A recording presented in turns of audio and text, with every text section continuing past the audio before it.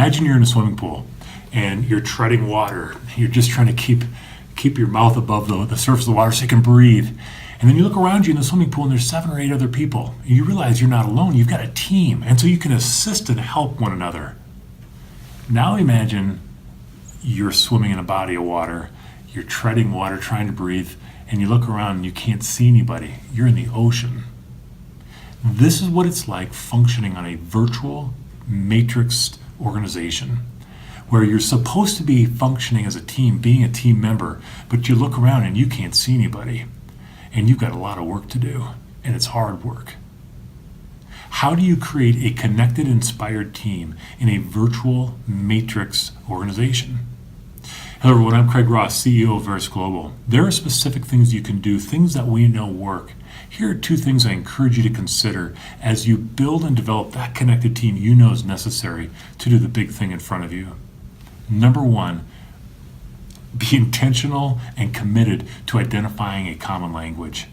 I don't care if we're working virtually within the same country, we just come from different states, different regions, or if we're working globally and we have people from different countries and therefore, of course, different cultures.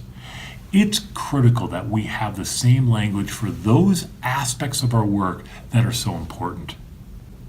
The second thing that becomes really critical as it relates to creating a connected, inspired team in a virtual and matrix setting is ensuring that we as teammates care about one another. Now, this might sound soft, right? Yeah, I got to get to know people, but it's just a fact. When we care enough about each other, as much as we care about delivering our objectives, we deliver that objective, that target, more effectively and quicker.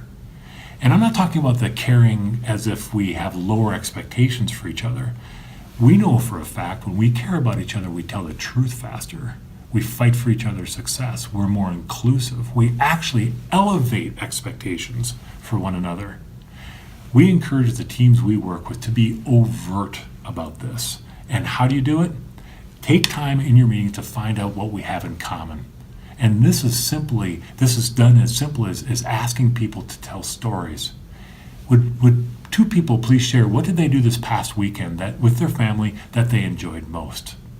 I'd like to hear from 3 people before we get down to some of the details on our agenda. I'd like to hear from 3 people, 1 or 2 of the passions that they have outside their work.